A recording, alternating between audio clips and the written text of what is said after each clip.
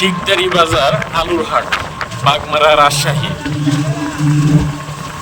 হাট বসে একটা নির্দিষ্ট স্থানে, অথচ এই বাজারে আমি বেশ কিছুদিন থেকে দেখছি হাট বার আসলে এই রাস্তার উপর এত পরিমাণ জ্যাম বেঁধে যায় যে গাড়ি পারাপার হওয়া খুবই কষ্টকর। এবং পথচারী যারা এই রাস্তায় চলাচল করে, আপনারা জানেন ভবানীগঞ্জ থেকে আত্রাই একটি মিনি হাইওয়ে বলা যায় এই রাস্তাটা। অথচ এই রাস্তার উপর এরকম ভাবে মানুষকে ভোগান্তিতে ফেলে জ্যাম বাঁধিয়ে এখানে হাট বসায় এখানকার লোকজন, এটা আসলে কতটুকু যুক্তিসঙ্গত আপনারাই বলবেন। এখানে আসলে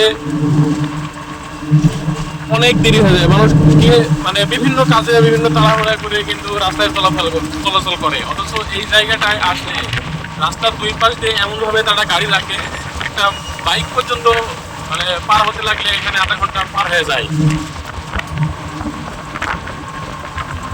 তো এই হচ্ছে শিকদারি বাজার।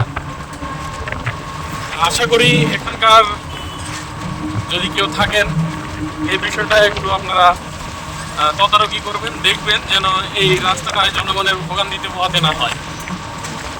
ধন্যবাদ সবাইকে, যারা ভিডিওটি দেখবেন অবশ্যই শেয়ার করে দিবেন, সবাইকে দেখার সুযোগ করে দিবেন যেন কারো না কারো নজরে আসে।